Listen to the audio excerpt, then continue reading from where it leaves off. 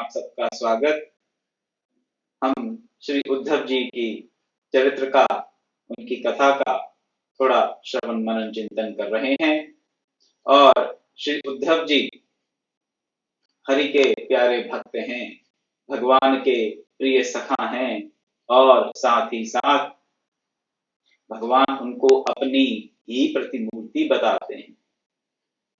बहुत कम भक्त ऐसे होते हैं जिनको भगवान ये कहें कि ये मेरा ही स्वरूप है, और श्री उद्धव जी उन भक्तों में से एक है।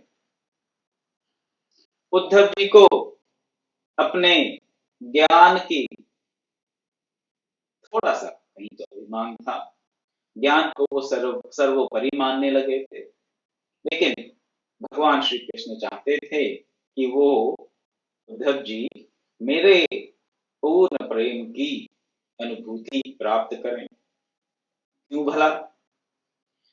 क्योंकि ज्ञान को सर्वोपरि मानने से अभिमान आने का भय रहता है, और ज्ञानाभिमान होगा तो फिर ज्ञान क्षीण हो जाएगा, ज्ञान का लोप हो जाएगा।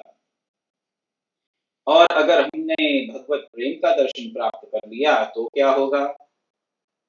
फिर भगवत प्रेम को हम सर्वोपरि मानेंगे, जानेंगे, और भगवत प्रेम की अनुभूति में क्या होगा? बाकी सब अनुभव नगण्य हो जाएंगे। ज्ञान नहीं रहेगा क्या ऐसी बात है? नहीं, ज्ञान भी रहेगा, लेकिन ज्ञान का अभिमान फिर हो नहीं सकता। ज्ञान को फिर हम सर्वोपरि मान नहीं सकते। क्यों नहीं मान सकते ज्ञान को सर्वोपरि? ज्ञान के लिए ज्ञानी की आवश्यकता चाहिए। आवश्यकता है एक व्यक्ति की जिसके पास ज्ञान हो और उसे हम कहें ज्ञानी। परंतु प्रेम में द्वैत आवश्यक नहीं है। आपको थोड़ा लगेगा, ये बात अजीब लगेगी कि आप कहेंगे प्रेम में भी एक तो जिसके प्रति प्रेम हो और एक जो प्रेम करने वाला हो, दो की आवश्यकता है। दिखने में दो लगते हैं, लेकिन प्रेम अंतर रहने नहीं देता। भगवत प्रेम की जहां तक बात है, वहां पर भक्त में और भगवान में अंतर नहीं है कोई। और संत नावादास जी ने भी अपने इस श्री भक्तमाल ग्रंथ के मंगलाचरण में यही कहा, भक्त भक्ति भगवंत गुरु चतुर नाम बहु एक, इनके पद बंधन किए नासे भिन्न अनेक। तो भक्त में, भक्ति में, भगवान में, गुरु में अंतर नहीं है। सिद्धा भक्ति की बात कर रहे हैं। हाँ, प्रारंभिक अवस्था में हमें लगता है ये हमारे इष्ट देव हैं, हम इनकी उपासना करते हैं, हम इनकी स्तुति करते हैं, हम इनके नाम का जप करते हैं, इनको रिझाने के लिए हम मंत्र जप करते हैं, गुरु के बताए हुए साधन का हम अनुकरण करते हैं। तो ये सब है साधना भक्ति। अब साधन भक्ति में तो अंतर बना रहता है, लेकिन भक्ति की जब सिद्धावस्था हो जाती है वो अद्वैत में ही होती है। और उस अद्वैत में फिर भक्त, भक्ति, भगवंत, गुरु में कोई अंतर रहता नहीं है। चतुर्नाम बहु एक, ये भक्ति की सिद्धावस्था की बात है। और इसको एक और प्रकार से भी समझ सकते हैं। किसी भी व्यक्ति के, भगवान के ले लीजिए या किसी और विभूति के, एक सामान्य व्यक्ति के भी कोई भी आप उदाहरण दे दें, उसके 5 अंग समझ लें, उनके 5 आप प्रारूप समझ लें। किसी भी व्यक्ति विशेष का एक तो नाम रहता है, फिर उनका रूप रहता है, फिर उनका बल रहता है, फिर ज्ञान रहता है और प्रेम रहता है। तो ये 5 कंपोनेंट्स हैं, ये 5 अंग हैं किसी भी व्यक्तित्व के। क्या? नाम, रूप, बल, ज्ञान और प्रेम। हम किसी के नाम को जान लें, किसी के रूप को पहचान लें तो हाँ, उसे चिन्हित कर सकते हैं, लेकिन उससे हमने उस व्यक्ति को प्राप्त कर लिया ऐसा नहीं कह सकते। हम नाम रूप तो कईयों के जानते हैं, बहुत सी ऐसी विभूतियां हैं जिनके हम नाम रूप जानते हैं, लेकिन उनके नाम रूप को जानकर हमने उनको प्राप्त कर लिया, उनसे संबंध स्थापित कर लिया, ऐसा नहीं कह सकते। अब ये फिल्मों के स्टारों के नाम और रूप तो बहुत से लोग जानते हैं, जो भी उनके फैन हैं। तो वो सब के सब जो फैन हैं उनके, वो क्या उनको प्राप्त कर लिए? नहीं, बस जानते हैं नाम रूप को, उसमें उनकी अनुरक्ति है। तो भगवान के नाम रूप में हमारी अनुरक्ति हो सकती है, उससे हमने भगवान को प्राप्त कर लिया, ऐसा हम कह नहीं सकते। फिर आगे आया बल और ज्ञान। भगवान के बल की, असीम बल की महिमा का भी हम वर्णन कर सकते हैं, महिमा मंडन कर सकते हैं कि हे भगवान, आप असीम बलशाली हैं, आप सर्वव्यापक हैं, आप सच्चिदानंद हैं, आप सर्वज्ञ हैं, आप सबके पालन करता है, पोषण करता है। तो उनके बल का भी हमें थोड़ा अनुमान हो सकता है, उनका बल असीम है ऐसा हो सकता है, हमने अनुभव किया हो। उनके लिए कुछ असंभव नहीं भगवान के लिए हो सकता है, ये भी हमारी अनुभूति हो। लेकिन इस अनुभूति से भी क्या हमने भगवान को प्राप्त कर लिया? ऐसा नहीं कह सकते। भगवान की बात छोड़ लीजिए, किसी प्रेसिडेंट प्राइम मिनिस्टर की पावर्स का आपको पता है, तो उससे आपने उस प्रेसिडेंट प्राइम मिनिस्टर को प्राप्त कर लिया, नहीं कह सकते। फिर ज्ञान, भगवान का ज्ञान भी असीम है, तो ज्ञान के विधान खुद हैं ये नहीं कह सकते। उन्होंने, हाँ, तो स्वयं ज्ञान ही है, ज्ञान उनका स्वरूप ही है और कुछ नहीं। अपने अनुचरों को वो ज्ञानी नाम अग्रगण्य बताते हैं, बना देते हैं, हनुमान जी की तरह, श्री उद्धव जी की तरह। ये क्या है? ये ज्ञानी नाम अग्रगण्य है, इनमें ज्ञान भर दिया भगवान ने। लेकिन भगवान के ज्ञान से हमने भगवान को प्राप्त कर लिया, ये भी नहीं कह सकते। अगर आप पूछें कैसे या क्यों, उसका उत्तर ये है, रावण को भी ज्ञान था भगवान का, रावण को भगवान का भलीभांति ज्ञान था, वेदज्ञ था, पंडित था, रावण सब जानते हैं। विधिवत गुरुकुल से शिक्षा प्राप्त की थी रावण ने, जो हमें से आजकल बहुत कम लोगों ने की होगी। और उनके लिखे हुए स्त्रोत आज भी हम गाते हैं, पढ़ते हैं, स्तुति करते हैं शंकर की, रावण के लिखे हुए स्त्रोतों से। तो ये कहें कि अगर हमें भगवान के ज्ञान की प्राप्ति हो जाए तो हमने भगवान को प्राप्त कर लिया, तो भी उसे हम, मेरी दृष्टि से उसे कहा नहीं जा सकता कि भगवान की प्राप्ति, किसी व्यक्ति की प्राप्ति हमें उसके ज्ञान से हो जाएगी, नहीं हो पाती। रावण को प्रभु का ज्ञान था, लेकिन वो प्रभु को प्राप्त कर लिया सशरीर, ऐसा नहीं कह सकता।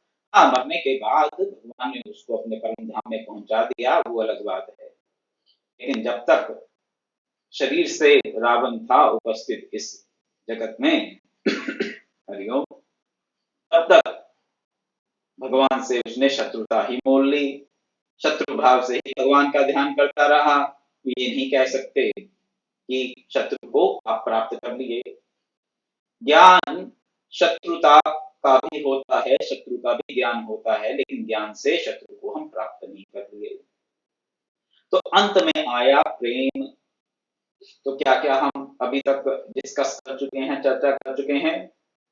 भगवान का नाम, रूप, बल और ज्ञान, इन चारों को भी पाकर हमने भगवान को नहीं पाया। तो क्या पाकर हम भगवान को पाते हैं? भगवान के प्रेम को। किसी व्यक्ति को अगर पाना है, भगवान की बात छोड़ दीजिए, अगर ज्यादा कॉम्प्लिकेटेड लगे तो छोटा उदाहरण ले लीजिए। किसी व्यक्ति विशेष को अगर आपको पाना है, तो उसके प्रेम की प्राप्ति होनी चाहिए। अगर उसका प्रेम प्राप्त नहीं है, तो वो व्यक्ति हमें प्राप्त नहीं है, और अगर उसका प्रेम प्राप्त है, तो वो व्यक्ति हमें प्राप्त है। और कितनी मात्रा में वो व्यक्ति प्राप्त है? उतनी ही मात्रा में वो व्यक्ति प्राप्त है हमें, जितनी मात्रा में उसका प्रेम प्राप्त है। अब उद्धव जी को भगवान से प्रेम नहीं था, ऐसी बात नहीं है। भगवान से अत्यधिक प्रेम था। भगवान की हर आज्ञा का वो पालन करते थे बिना सोचे समझे। बिना सोचे समझे भगवान जो आज्ञा देते थे उसका पालन करते थे। उन्होंने कहा, भगवान श्री कृष्ण ने कहा उद्धव से, जाओ तुम मथुरा से ब्रजभूमि जाओ, गोपियों को, ग्वाल बालों को मेरा संदेश सुनाओ। भगवत आज्ञा समझकर चल पड़े, कुछ सोचा नहीं। और अत्यंत प्रेम का संबंध था, इसीलिए भगवान श्री कृष्ण ने भी अपने सखा के सामने अपने अंतरतम का उद्गार, अपनी जो इनर मोस्ट फीलिंग्स थी वो एक्सप्रेस कर दी। अपने अंतरतम का उद्गार जिसके समक्ष आपने रख दिया हो उससे प्रेम ना हो ये भी नहीं कह सकते। प्रेम का संबंध ना हो तो अपने मन की बात कैसे कह पाएंगे किसी से, और वो भी अपना डीप सीक्रेट। तो अपना डीप सीक्रेट, अपना इनर मोस्ट फीलिंग भगवान ने बताई श्री उद्धव जी को अपना सखा समझकर, तो प्रेम तो था ही, लेकिन वो प्रेम अभी सीमित था। प्रेम सीमित हो सकता है, हाँ हो सकता है, सीमित था। सीमा में क्यों बंधा था वो प्रेम? क्योंकि उस प्रेम के ऊपर श्री उद्धव जी क्या मानते थे? ज्ञान। श्री उद्धव जी उस समय ज्ञान को सर्वोपरि मानते थे, प्रेम से भी ऊपर। अब जब प्रेम से ऊपर ज्ञान को मानेंगे तो फिर ज्ञान क्या करेगा? ज्ञान आपको ये बतलाएगा कि सब मिथ्या है, छोड़िए ये रोना धोना किस काम का, ये अटैचमेंट, ये भांति भांति के क्रियाकलाप क्यों करें। ज्ञान सब छुड़ा देगा। तो वो भी बहुत अच्छी अवस्था है, बुरी अवस्था नहीं है। वो अवस्था हमें कौन दर्शाता है? इस अवस्था को भगवान बुद्ध। भगवान बुद्ध पूर्ण ज्ञानी थे, उन्होंने निर्वाण को प्राप्त किया, उनको हम भगवान विष्णु का अवतार मानते हैं। और उन्होंने ज्ञान मार्ग का प्रतिपादन किया, कहा कि ये जगत सारा मिथ्या है, तुम इसे छोड़ो, इसके जंगल में मत फंसो, संन्यास धर्म को अपनाकर भिक्षु बनकर तुम क्या करो?